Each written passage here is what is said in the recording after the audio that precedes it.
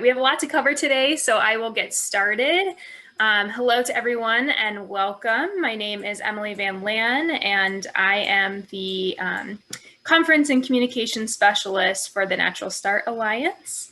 I think you'll see two of my wonderful teammates on the call today. At least I know Christy Merrick, our director, is here. And likely you may also see Betty Livelo, our senior advisor. So thank you again for being here. I'll start with a little bit of housekeeping.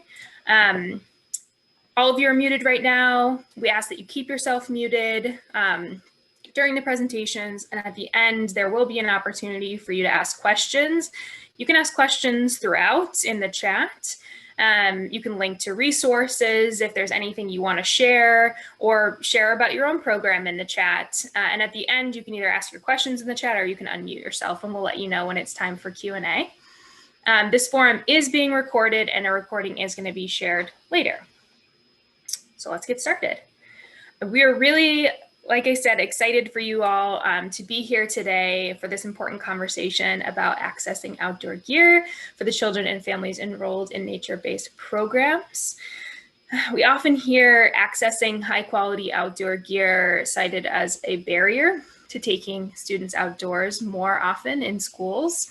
And as interest in outdoor learning continues to grow, as we've all seen over the last year, it's important that we share what we as a community know about how to make outdoor gear accessible in a way that is sustainable for families and for programs.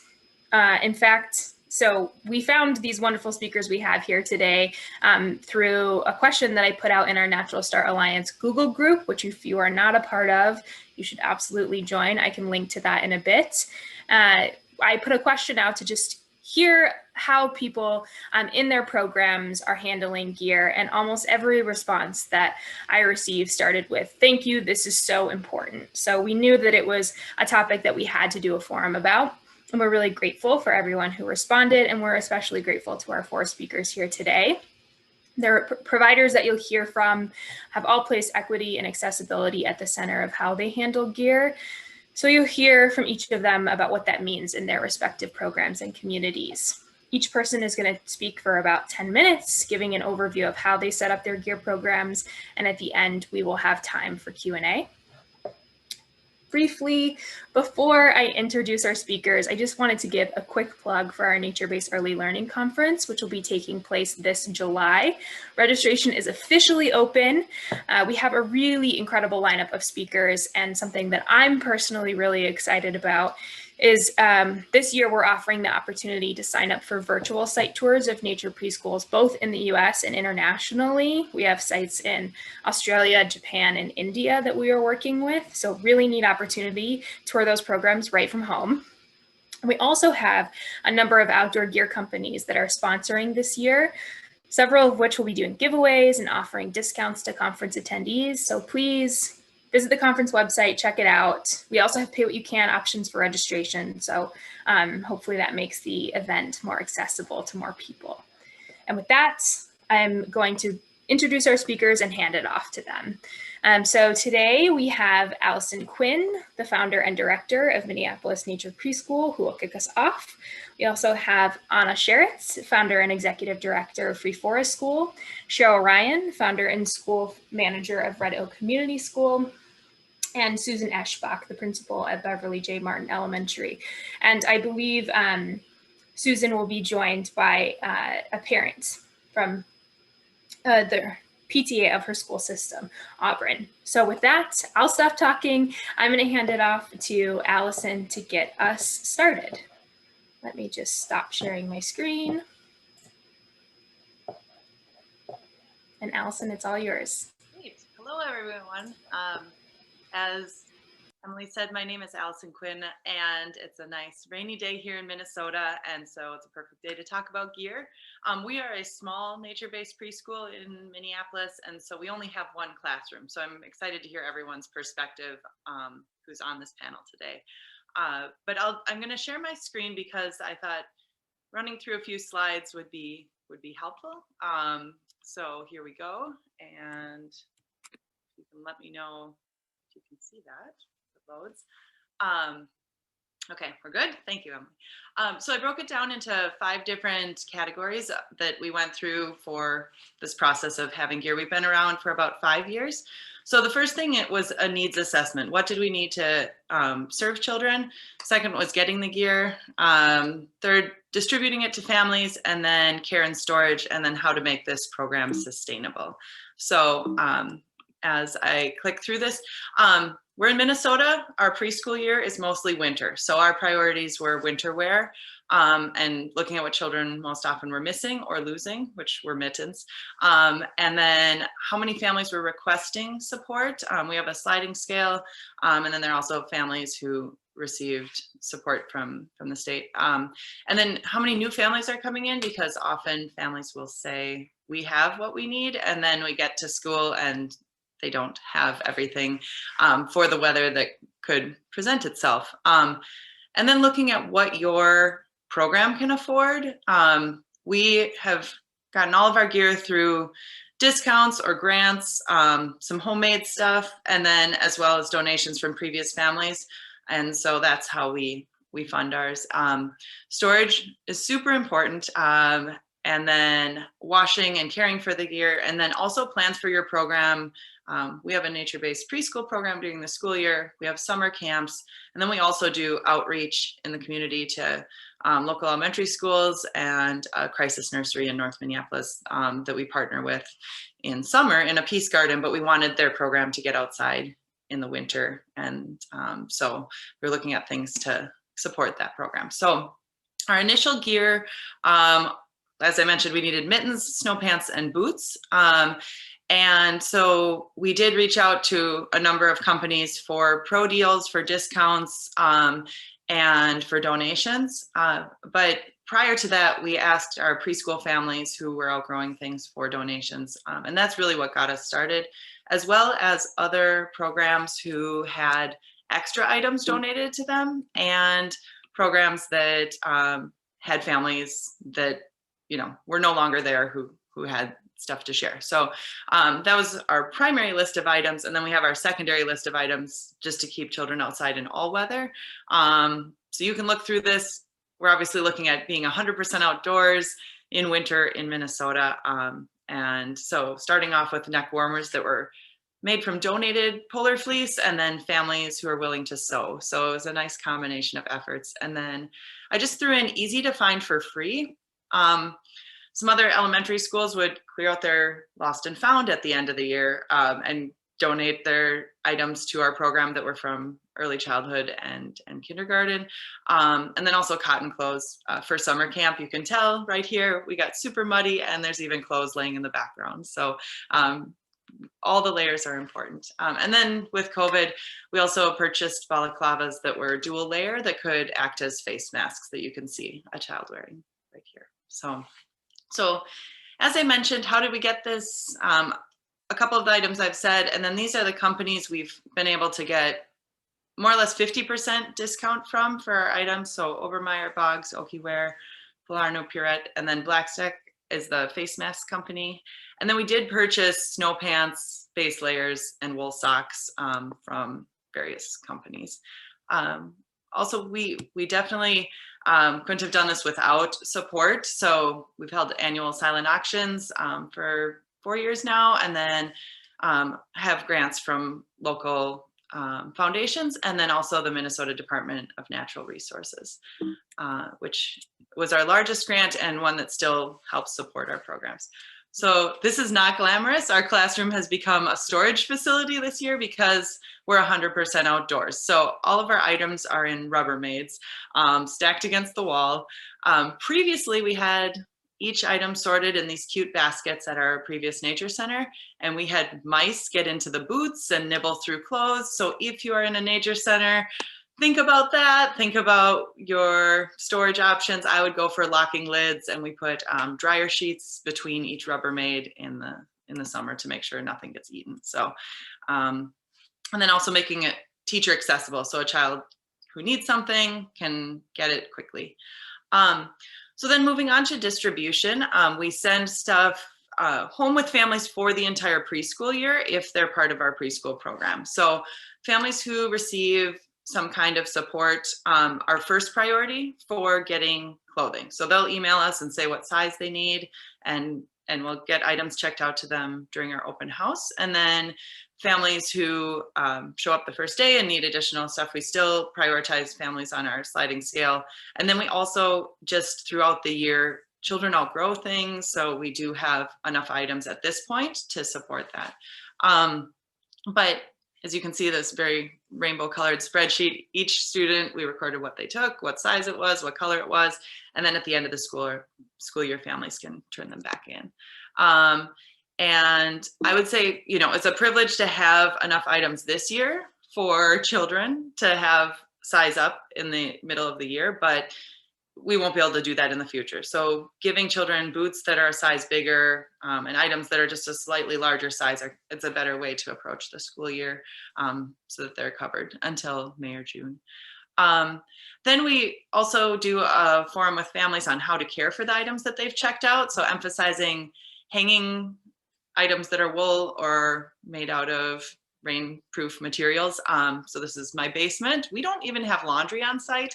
So if gear is not able to be washed at school, I wash it at home, or we go to the laundromat at the end of the school year. But we just tell families, don't bring them clean every day. We're gonna get muddy again. Let your children roll in the snow or the grass to get the mud off, shake it out, hang it out, wipe it off, and then come back ready to go in the same muddy clothes if you need. Underneath, we want children to be clean and dry, of course. This is a photo from outreach at Agape. And so we set up all the boots in size order, and this was just a one-time visit. So I'd say if you're doing outreach, have an organized plan for distribution that day.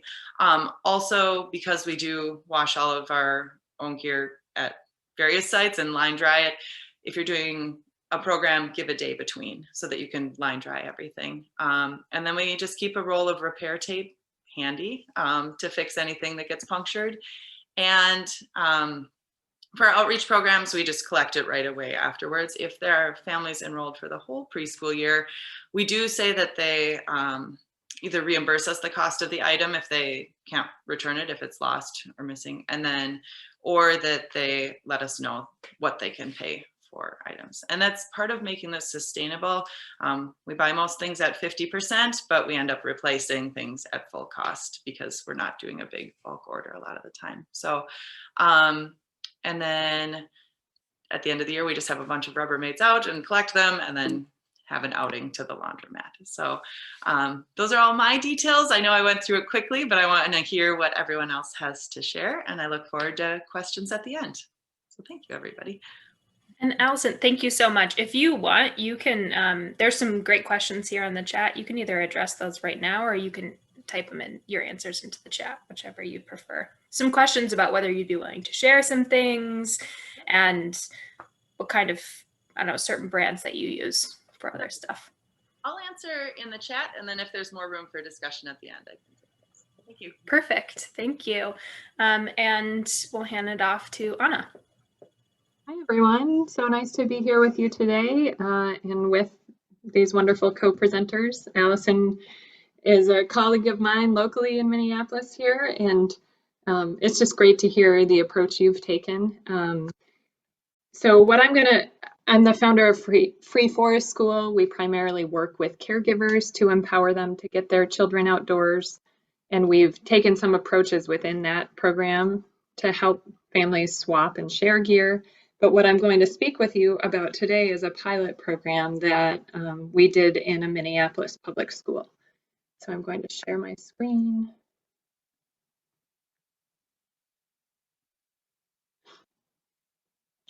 And can you see it? It's not, yes? Okay. Sorry about that. Oh goodness. Where do I go to present, people? There it is.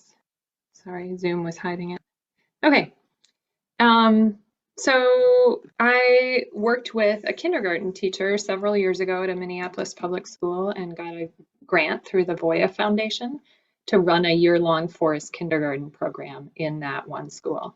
So every Friday throughout all the Minnesota weather, we spent the entire day out in the school's forest. This was a pretty big stretch for this public school, as I think it is for many public schools, and it took some careful planning to make sure that we approached gear equitably. And so there were kind of three principles of our approach that I wanted to share with you. The first was just to make sure that good quality gear is available to every child. That was an absolute must in my mind. The first use of our grant funds were for gear. Secondly, making sure we were communicating clearly with families about all weather play and the gear required for it from the very beginning, so that families knew what they were getting into, knew to expect their kids to come home dirty, really just were clear up front about what the expectations were. It's a little different than a nature preschool. They hadn't signed up for a nature program. This was a pilot program that was kind of brought by surprise into their kindergarten. And then thirdly, we really strive to make borrowing gear a norm, both for kids and for families. And so we just presented that as something that everyone. I am just going to kind of show you some photos of the program as we go, but the rest is just going to be me talking. So first of all, that first element of prioritizing grant funds for key pieces of gear that we wanted everyone to have. We just made a decision. We didn't have time to do an assessment with existing families. We knew that a lot of kids already came to school for recess, not ready for recess. And so we decided everyone needed to have from the school a water bottle, rain boots, wool socks, rain pants, a fleece balaclava, and warm mittens. Most kids did come with snow pants and a winter parka. And the school also had those items to loan already. So we received grant funds and then secured some discounts to buy new good quality gear. We labeled it all with the school name. We were careful to avoid gendered colors, and we generally would pick all one color for an item, like we had all bright orange balaclavas. So you can see in some of these pictures, kids wearing these bright balaclavas, and it was all just sort of the normal thing everyone had. We also had we found that really reduced a sense of competition for certain items or a feeling of ownership. It was sort of just, we cleaned things and everyone knew they were there for the group. We did have loaner items like sweaters, fleeces, snow pants, just a large bag of those sorts of things, because we knew at one time or another, every kid would need an extra layer. We set a precedent in the class that we were all going to work together to keep each other warm. And no matter the background of the kid, whether they'd been to the Boundary Waters 10 times and their family had all the gear, or they had never been in the woods in their life, at some point they needed to borrow from that gear library, and that was just a normal thing. One difference between our program and Allison's is that we did not send gear home with families for the year. We maintained it as a class set, and it didn't belong to anyone individually. And then the people running the program were responsible for cleaning it. I think this takes some extra work, and also there's an initial expense involved, but in a public school program like this, it seemed like the best way and a necessary expense. So in terms of communicating with families about what to expect, we did that both on the classroom level in this immersive forest kinder program and on the school level, which I'll talk a little bit about later. But we know here in Minnesota with the intense winter conditions, kids go outside for recess almost every day, and we were committed to this classroom spending every Friday, no matter what, out in the forest. So we, at the start of the year, carefully communicated with families about what they could expect, sending pictures home of how dirty kids would get, explaining the layers that were needed. We sent home visual, like a drawing of children in their winter gear, and it was like a paper doll cutout game so that kids could see all the different pieces of gear needed. And we communicated the availability of our gear resources. Families in general seemed grateful to have it provided. Nobody felt pressure to buy certain gear. And I think families really liked not having to clean the gear. It just was there and waiting. That was really a perk. We also really communicated, like, please don't send your kids in clothes you love. This is a day they will get dirty. Like, we're all on the same page together with this. And so I think families came expecting their kids to borrow gear, and then we really made it a universal practice within each forest day at the start of our day to swap out what you'd worn from home with the class set. So we would all sit in our morning circle, and first we'd put our feet out and look at our socks and take off our cotton socks and put on our wool socks, and we just all did it together. Then we would add rain pants. It was sort of a class ritual. We planned in probably half an hour every Friday morning to do this, knowing it takes time. And the kids really over the year became quite independent with helping each other assess if they had the right gear and what they needed to swap out. Sometimes students would come to school wearing their own version of the gear, and we just didn't really make a big deal about that. But I think by far the default was that most kids were changing or borrowing most of their outerwear when they arrived at school on Friday mornings. So then the last thing I wanted to share was what I did on a school-wide level to advocate for more accessible gear. Most schools in Minnesota, I think, are aware of this challenge and maintain some kind of gear library. What I had often seen happening is that the central office or the nurse would have a kind of wonky selection of boots and snow pants, and lots of them in disrepair, weird sizes, and the kids who needed them would get sent down to the office to get gear. It was a very, kind of singling out experience. And it was always the same 3 kids each week or 5 kids each week who didn't have snow pants and had to go get the weird ones. And I just thought that was so demeaning. And so a few things we did. One is encouraging the school to communicate with families as early as possible. So, the way a school supply list goes home in the spring saying you need these pencils and these notebooks, we added the outdoor gear to that list to let people know what was needed for the school year. Simple items. You need a winter jacket. You need snow pants. When you're budgeting for school supplies, keep these in mind. We also organized a group of parents to tackle the big mess of a lending library that the school had, turning it into something more dignified and usable. We kept everything clean with a cycle of parent volunteers. We repaired things or removed them if they were not in good repair. We labeled things by size and then located them in a few central places around the school that could be more discreetly accessed. Some teachers liked that so much that they even created their own class gear library using an extra locker outside their classroom and going to Goodwill or that sort of thing, or taking donations to put together the sizes their class needed. So there was a much more accessible and discreet way for kids to grab what they needed.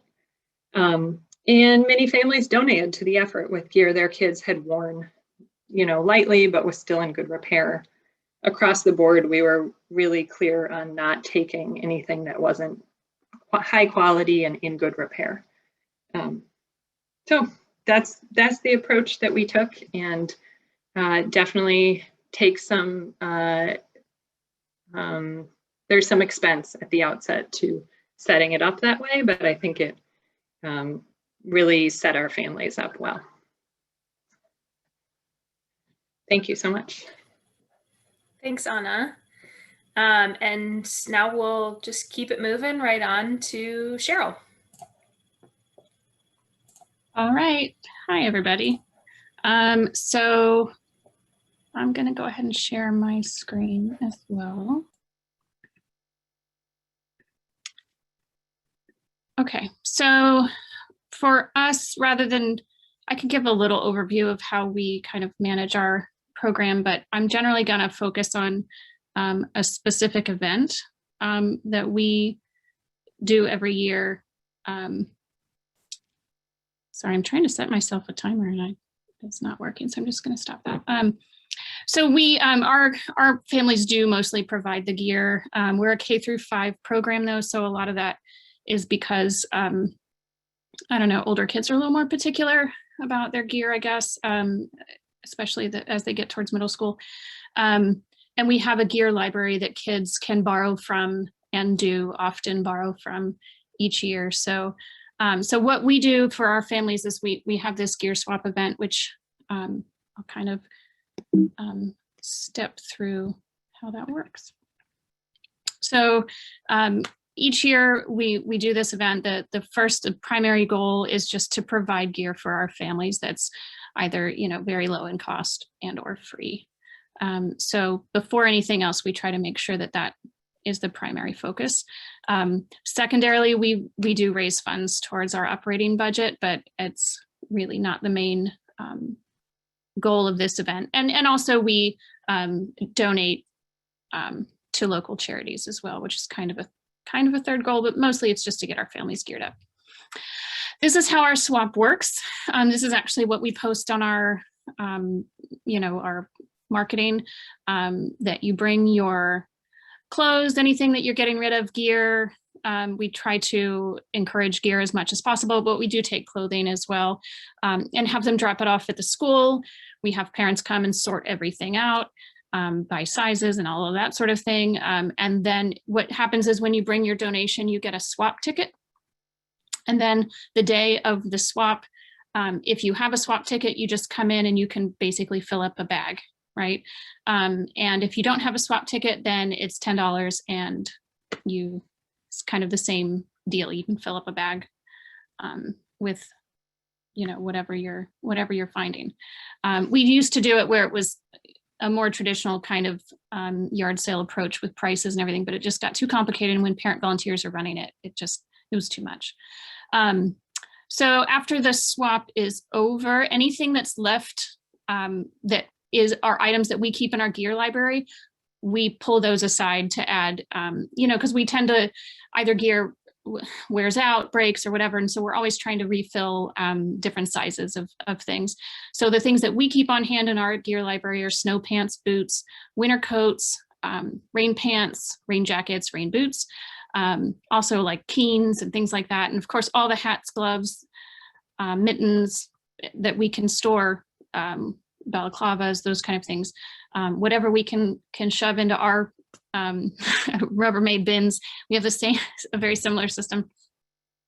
We keep those on hand, and we store our gear library with everyone else's gear. So it's not like,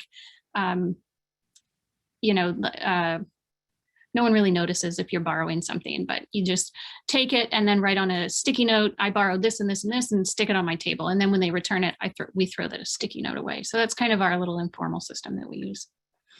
After our gear library is stocked, we take then whatever's left and we just put it out on the first few days of school. So when the parents arrive and they're like, oh my gosh, I forgot to get, you know, whatever gear they still need, it's just sitting out for them to just sort of grab and add to their own gear library, and, you know, without any kind of extra effort, I guess. And that's usually really helpful. I mean, we always have families that need one or two more things. So that's always nice. And then at that point, whatever is left, we donate, whatever items are left, we donate to a local resource center, but also we work with an organization here in town that works with immigrant and refugee families. So we donate to them as well, because they're typically coming from warmer climates into Ohio where they need gear. So we have done this event in different seasons. We're actually going to try it over the summer this year, one, because of COVID, but two, because I think it might help. In the fall, again, we run these events with our parent volunteers, and, you know, the staff is busy, I'm busy, the parents are busy, and everybody's already gotten their gear. So, you know, that doesn't work. We tried it in the spring. That was a little bit better. We had a lot more donations. Because again, I know, as somebody said, a lot of gear gets passed down within our program. And so that way we're able to catch that gear before it leaves. But we're going to try it over the summer, and we're going to try in this summer. And we're going to try, which is more about this slide, to line it up with other events already going on.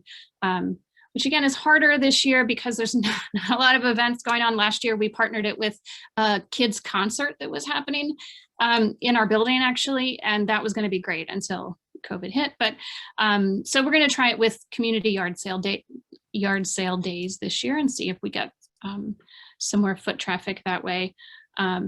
So that's something to kind of think about. We also thought about partnering up with other big swap things that are already happening for like baby gear, or I don't know, other kinds of these big events that people go to, and that way they could like hit up these three main things and kind of coordinate. But we haven't quite made that happen yet. We were hoping to this year, but a lot of those things aren't happening. And then, as I talked about a little bit, that we will sometimes raise some money as well. We've run raffles for items. We've done online auctions for high ticket items. And the first year we did it more like a consignment. So if someone had, someone donated a really nice pack, that used to carry the kids in, that sort of thing, or like even canoes or something, they can consign it, and then some of the proceeds still go to the school. And let me come back. Oh, I did come back.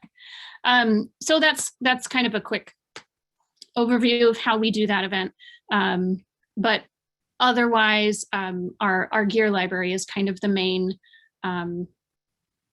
component of our program, and all that, like someone else said, all the kids borrow from it anyway. So it doesn't, it's not abnormal for any particular kid. Also, we find that we have a lot of families with two houses, and when you have two houses, gear is like so difficult, and that's probably our biggest hurdle, is not so much getting the gear, it's keeping track. Well, was it at dad's house or mom's house, or were you at grandma's last night?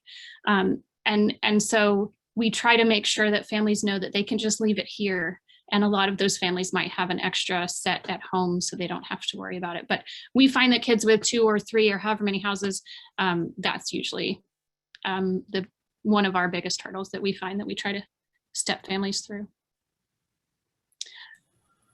That's it for me. I'll check the chat for questions, but otherwise I'll hand it back to Emily. Perfect. Thank you so much, Cheryl. You guys are just wonderful at keeping to time. And we'll wrap up before Q&A with Susan and Aubryn. Okay, so hi. I do not have a presentation to do. And it's interesting that it's sort of like the way our gear program got started is the same reason I don't have a presentation to do. I'm sure Aubryn, so Aubryn, you and I haven't had a chance to talk. I'm going to talk a little bit about how we got here and what we're doing, and then I'm going to just stop and you're going to talk about fundraising. And I know, Aubryn, I don't know where you are on this. All I can see right now really is still Cheryl. I'm here. Oh, hi, Aubryn. So I'm sure Aubryn's taking in all these slides and we're like, oh my God, that's a great idea. Oh my God, that's a great idea. Because we are really new on this, and you guys are all like forest and nature people, and we're a downtown city school. So I want to just briefly say how we even got here was that as COVID hit and the 8 elementary principals in our district were like, oh my God, we're really finally going to get people to do more outdoor classrooms. We're going to set up outdoor classrooms. We're going to tell people they have to go outdoors. We're going to make them sort of go outdoors with their kids for more percentage of the day. So more parents will want to send their children to school, because we had about a 50-50 in school, out of school start. We're now to about 70-30 or 80-20 in school. But so the principal said, oh, how we're going to do that. That'll be awesome. In the meantime, the principals also have been wishing that our 8 PTA organizations would collaborate more and share resources, because our school and another school have about 75% of our kids are on free and reduced lunch. That's considered the low SES and high needs school. We have a lot of needs in our school. We have families who are not thinking at all about outdoor gear. They're thinking about food insecurity and making sure that many of them don't have transportation. They're not going to the woods. We're making sure they can get their kid to school. So when the outdoor classroom idea hit, we said, ooh, what if we could get the And the PTA has not been good over these 8 schools. There are schools that only have 30% free and reduced lunch. We have 75. PTAs haven't yet been willing to kind of pool the money. So we got a group of interested family members from the schools to come together, and this outdoor classroom idea and the outdoor gear idea was the motivator for distribution of resources. And so we thought, great, this way, if we say all the kids in the district are all going to have to go outside because of COVID, so everyone will have a motivation to have the gear, so we'll get the gear. Auburn, that works fairly well. Not all schools totally bought in. Our school, I have to say, really showed up, represented, and took the leadership in fundraising and making it happen. Now, I'll have Auburn talk about that in a minute. But because it was literally September, we were trying to open school, we were trying to get outdoor gear to happen. We knew it was going to get cold around here fast. It was already wet. What are we going to do? We just went like rapid fire. Those guys fundraised, distributed, and got gear into our buildings. Our building, we said, in some buildings are like, okay. Oh, sorry, that was like a snarky tone. Some buildings said, well, we'll figure out which parents need it and which parents already have stuff. And I think that sometimes families who already have stuff are just as stressed out about where the gear is, who brought home the backpack, who has the boots, who remembered, who left it in the car, which kid took it to which grandparent, etc. And that the issue of whether you needed gear should not be also something that set any kid apart. So I appreciated those of you who said you made it normed that everybody used all the gear. I think that's really critical in issues of equity. What we said is we wanted every kid in our building to have anything and everything that this fundraising committee could pull off giving us. And they did. And so at some point they came with these giant boxes, and Auburn and her husband were like carrying them in the building. And we had 5th graders unpacking boots all over the hallways, and 4th graders unpacking snow pants and trying to get them into like size. It's a great math activity, get them in size order. Eventually we said to the teachers, just come down and get all the gear that you want. We don't even care how you're keeping track of it. It'll be really good if you kept track of it. Everybody needs stuff to go outside. These guys made that happen. We have no organizational structure. I love hearing this right now because I'm like, oh, darn. Okay, end of the year, we got to get a plan for, what did you write down, Allison? I wrote it down. Cleaning, care, and storage and sustainability. I wrote it all down. So we have to do that. But I, as the principal of a very active school during COVID, get to sit at my window. Right now I'm watching kids build very large towers with milk crates because we have a loose parts play program. I get to watch children out here in their splashy suits rolling in the mud, and kids with their snow pants climbing up the one little tiny hill we have and rolling down it in their snow pants and their boots. And even in the warmer weather but wet, someone ran in and said, we're running out of mittens. And we just like, oh, look, there's a crate full of mittens. Take them out. It's like a sense of abundance that our school doesn't get to feel a lot is present. And it's like, you can go on a field trip. Oh, you're going to go down to the nursing home and sing out front of their window. Get your boots on, everybody. Good. Get your snow pants on. Great. Go build a snowman. So I just want to appreciate this forum because I'm like taking a million notes. And I just learned a lot from you guys. And I realized we just did it so fast and furious with like literally about 4 volunteers. And we have 300 kids. So 4 volunteers is a lot of work. I think this is a really awesome thing. And it only dawns on me now that it's like, oh, you guys did this like planfully, thoughtfully, in an organized manner. So maybe I should try that. So Auburn, tell them how we fundraise. Or you fundraise, I didn't do it. Yeah, well, thanks, Dr. Esch. And I really think, I mean, as Dr. Esch mentioned, we did fundraise for all the 8 elementary schools in our district, but I really think BJM highlighted the possibility and the potential of what could be done with this effort. I mean, kids outside all the time in our downtown urban setting. So I can talk a little bit about, for us as parents, looking at the pandemic year, feeling incredibly grateful that we were having some schools reopen in limited capacity, albeit last fall. A number of us just felt a really pressing need to support teachers and schools in whatever way we can. And as Dr. Ash mentioned, the 8 elementary school principals came to a few parents. I would say we were largely from BJM school, and said, hey, we want to keep kids outdoors this year. It's an ongoing project that we want to commit to, not even in the pandemic year, but this is a great impetus to get it started. Please help us. And so it became our task to really get buy-in from every school community. And as Dr. Ash has mentioned, some of our schools are really well resourced.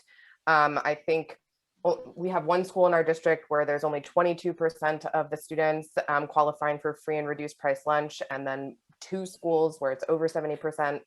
So there's quite a wide range of need, and typically the PTAs and the resources have not been shared or distributed. And so we collected parent volunteers from every school, came together in an ad hoc committee and said, we are going to commit to raise funds to outfit every single child in this district, and commit to raise funds to meet 100% of the outdoor gear needs as stated by the principals themselves.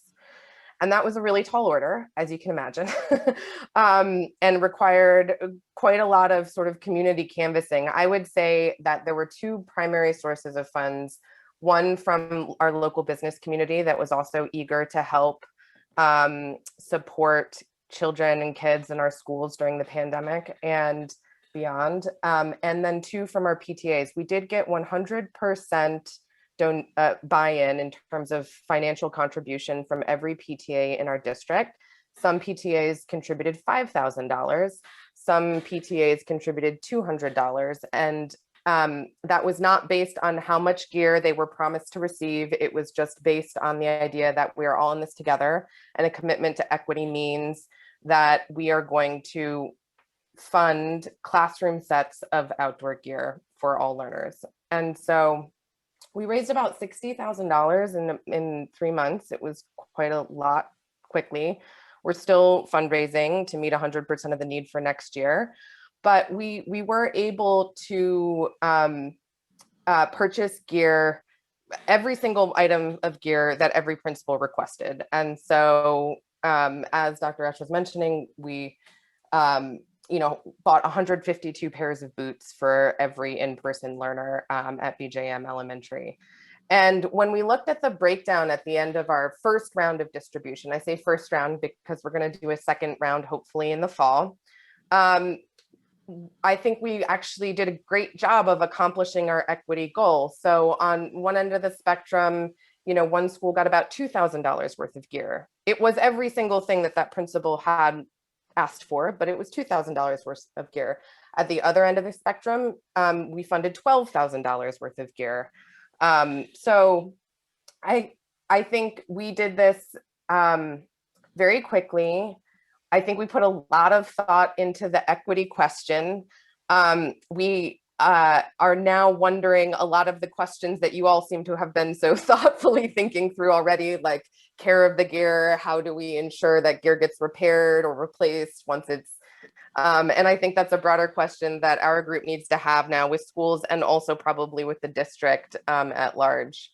So I'll pause there, but thanks for having us. Yeah, thanks, Auburn. Really appreciate it. Well, that was great. I loved hearing from all of you.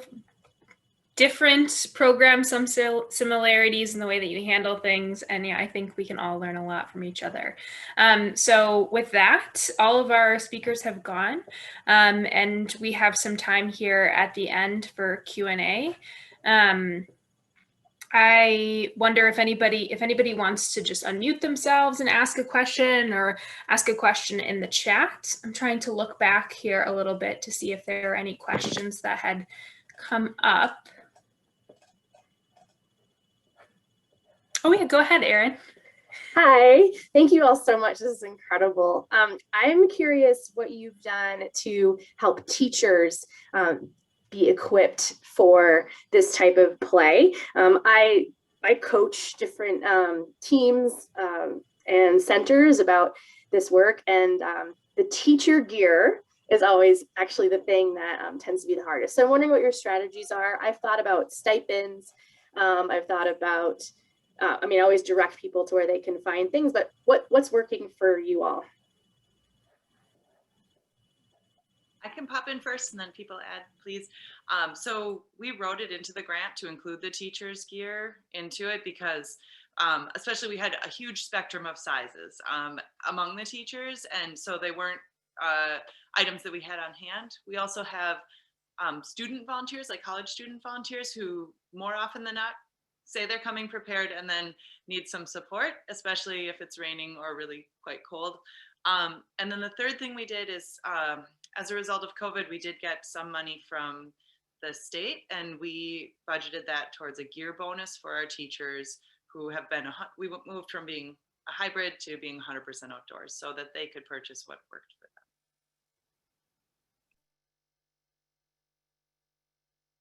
them. Oh, sorry, one more thing. We also have some families that really love to search for used items and will contribute on a regular basis. And so those who love to go on Facebook Marketplace and Craigslist and find like the ideal items are awesome resources.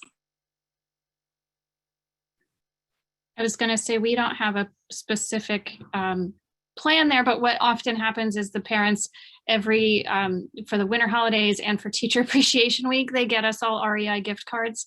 So twice a year we get these like large amounts to spend at REI, which isn't the best plan, but it, you know, it has geared our staff up as well. And I've always wanted to do like logoed fleeces and, you know, outdoor gear that way too, but we haven't quite gotten to that place yet. But we have a very small staff. It's like 6 of us, so it's a little bit different. Yeah, we were working with a small group of people and we didn't have any grant funding in place to support teachers, but what I have always done is just educated teachers across the board about what they should be wearing and also like kind of DIY alternatives. So you don't need to buy Patagonia long underwear necessarily, but you might have some tights or some yoga pants or something that you can wear under your jeans. You know, in the most extreme conditions, that's not going to work, but for a lot of the year, what I found is a lot of teachers thought it was uncomfortable to be outside and that the kids would not be learning and doing well, but it was, you know, the kids are fine. And it's usually the teacher's attitude that's the problem. So really equipping teachers with the information about how to dress well outside. And then I would always encourage them, like, think about something that's going to make you happy when you're out there. Like bring yourself a thermos of tea or, you know, buy yourself a pair of fleece socks or whatever like that little comfort item is. Do that for yourself so that you're excited to go outside with your kids. Thank you so much.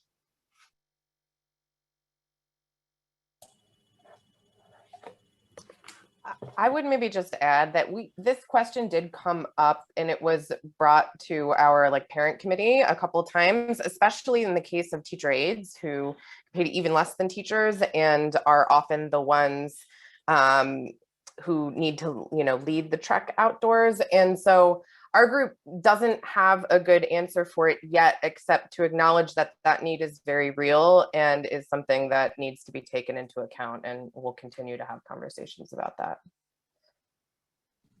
Yeah, that's where we're at. We know it's an issue and I have some ideas, we have some ideas, but we haven't moved on it yet.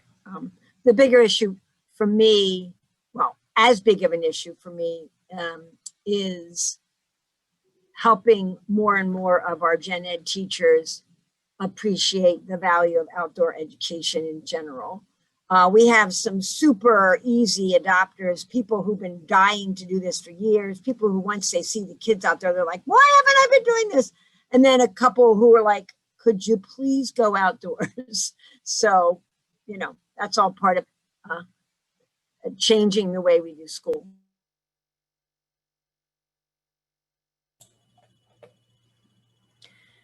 I had a question. We recently got an email asking about how to reach out to companies or I don't know, relationship build or what the right word is, but with gear companies, because there's a few programs here who have talked about getting discounts. But we've heard from other people who have had trouble with that, who've reached out maybe to like a really big company and hadn't gotten a response. So I wonder if anyone can kind of speak to, I don't know, the right way to approach reaching out to companies or what worked for you. I would say, and now our group, we had an amazing bunch of parent volunteers who emailed dozens of companies about this, and we found a similar range of interest in either giving discounts or not giving discounts. I'm really excited Lexi is here, and I'm hoping she emails me after, because I would love to talk to her about slashy suits, which work really well for some of our youngest learners, and we bought a lot of them. And also the snow stopper mittens, which are great for our setting. Again, because we're not outdoors like 100% of the time, but they're great for our needs. And we found a couple of things. A number of companies were willing to do the discount, but also weren't willing to necessarily hold gear for us while we were fundraising. So we could say to them, well, you know, we're gonna buy, you know, 500 pairs of boots, but not until we have the money, which might not be until, you know, December. And that was kind of challenging, because as everyone knows, inventory for outdoor gear goes quickly as the weather starts to turn. So we had the most success, I would say, with a couple companies, Spashi being one of them, and working with our local Dick's, especially for boots. So we had emailed a bunch of national companies about high quality warm boots without much success, but our local Dick's store was able to help. Yeah. Great, thank you. Does anyone else want to address that? I see that Annalise has a hand up, so. Well, I would just echo, yeah, we had a hard time finding national companies that were willing to participate or help, but our local shop was a lot more helpful, and even our local REI, we've developed more of a relationship with them, and so that's been really helpful. So I would say getting to know people is probably the best way to go about it here as well. I think too, just not getting discouraged when you get a couple no's, like keep calling, look on websites, call within a company, and you might not reach the right person first. You might need to try someone else or try smaller companies, or I don't know, it just might take some time to find some discounts.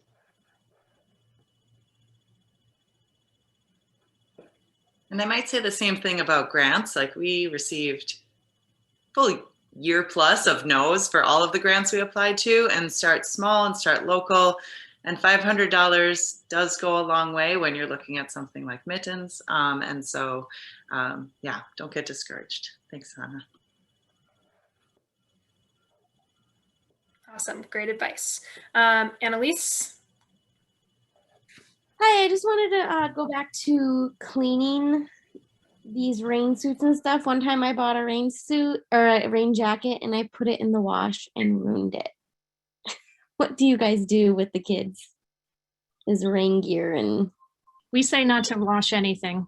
By the end of the year, if the snow pants can't stand up by themselves, then you're not doing it right. I mean, they do get washed, but sometimes, like somebody said, you tell them to roll around in the snow, and we love snow days because everybody's gear gets washed. And the other thing is, we tell parents if they're taking gear home that's very muddy, because we do send it home on muddy days, to turn it inside out, and we put it in IKEA bags to send home. And then when they get home, just hose them down and let them dry outside. Don't even try to like do anything else. So yeah, we don't suggest anybody put anything in a washing machine all year, because it just going to get muddy again. And snow days and rain days are really great laundry days. Yeah, I've also had children just grab a damp rag and rub their own suits down, you know, while it's still on them and they have structure to rub against. So that's one way to do it. But I will say my wash basin in my basement is dirt every time I do laundry. So think about wear and tear if you are washing for your washer. When do you wash? Do you wash like once a week or just at the end of the season, like she was saying? Oh, I think it would be like if a child soiled it, if they had a restroom accident. Otherwise, we try and wear them. Yeah, roll in the snow, roll in the grass. Some of the season you can hose them off. Otherwise, grab clumps of snow and even, scrub the mud off that way. So. Even find if you just have a place to hang stuff up that's dry, but kind of outdoors, you can let the mud dry and then it kind of just takes off as dirt. So I don't know. I think minimal washing. I worked at Outward Bound for years, and we used to have students use Simple Green and a rag to wipe things off, and then a quick dunk in a clean water to rinse. But. Okay. Thank you, guys. Okay, I think we have time for one last question. If anybody has a question to close us out. Lots of great stuff happening in the chat. And someone asked if we can share it, and yes. So we'll share the recording and any resources that the presenters are willing to share. We can put that up on the Natural Start website and send it out via email. So, looks like Marie has a question. Go ahead, Marie. Hey, I'm sorry. Today is like recital day, and then I had to get a haircut. I was like, and anyway, it's a little crazy. Okay, so I'm starting school in South Carolina. I'm working on accreditation as well. It's more of a Waldorf-inspired nature school, and I am starting with more than just kindergarten, and it's like all the way to 10th grade. And so I didn't know if anybody else did anything a little more academically, I believe we learn outside, so I'm good with that. I just need to know what are the age groups of the people in the group, so maybe I could connect with them offline or off of here, of course. And that's what I was looking to see. And yeah, if you could just put it in the chat, that would be great. Like, it looks like Alexis. Then I couldn't find you on the list, but now I'm driving, so I'm not going to be looking. Yes, don't look at the chat while driving. I know. I'm not. You guys all don't have a freak out. Everybody, I'm okay. So, but I have like 6 kids, so I'm like, no, guys, no. 3 are at home, and 3 are doing dance. Well, it looks like some people are responding Okay. to say what age they work with their contact info. So, and then if anybody, because I saw there's principals on here, I thought that was amazing. And like, do you work with private schools or just most? I will call and talk to anybody, so I have no problem doing that. But I didn't know if you found that it wasn't really, because it's different. I mean, we are the first school that will be like this here in South Carolina, and it's not going to be like accredited through Waldorf either, because I don't want to do that either. So we are really on our own. And I did find, I wanted to offer this as well. I did find that I'm right now for-profit, not that I'm going to make any money, but just because the 501c3 takes a while. But I did find an arm called Pensacola Can, and you guys might be more familiar with those things when you have nonprofits that will do you do the fundraising, but the money goes to them, and you pay like a percentage, like 8 to 12%. And if anybody had any experience with things like that, and that's pretty fabulous. There's a school in North Carolina called Nature Connect North Carolina. There's Nature Connect Alabama. They're part of Pensacola Can as well. And that's how I found them. And and if anybody wants to tour, or not my place yet, because it's brand new. I have 30 acres and 14-acre pond, and it's in Myrtle Beach, and lots of trees, like 100-year-old trees. And anyway, and I'm trying to do an SBA loan, and that's why I can't do the nonprofit yet. There you go. There's my quick spiel. Quick, very quick, because I know you guys are want to shut down. Does anyone, like I said, I think there's lots of people here responding in the chat with the age groups that they work with. And Marie, this is actually a good transition, I think. I would highly encourage you and anyone who's not a part of it already to join the Natural Start Alliance Google group. There are questions being asked every single day. And we have around 1,000 people who are a part of that group who are nature-based early learning professionals all around the country, some international, who are always there to answer questions, to share resources, talk about how something's going for them. Sometimes they organize their own Zoom meetings to meet up. So that's a great resource. Let me just, well, you know what? I'll share it out in the email afterwards. That's probably the best way anyway. So anyone can join that. And then that's an opportunity to continue this conversation or to talk about anything else. Any closing thoughts from any of our speakers?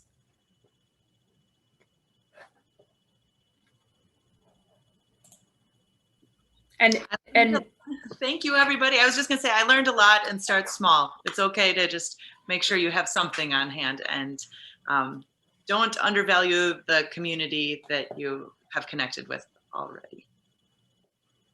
thanks, Yeah, Allison. I was going to say something similar. Just thanks so much for having us all and for starting this conversation. I think take baby steps, do what you can at first and work towards something. But I think just attending this is a great first step to getting people to think about this topic, which is key.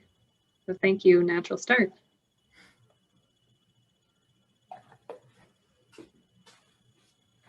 Well, thank you, everyone. Thanks for being here. As I mentioned, I will share the recording. I'll send everyone who's registered an email. It'll also be posted on the Natural Start Alliance website. I'll link some resources. And don't forget to check out the conference website. We hope to see you there this summer. Okay, thanks, everyone, and have a great day.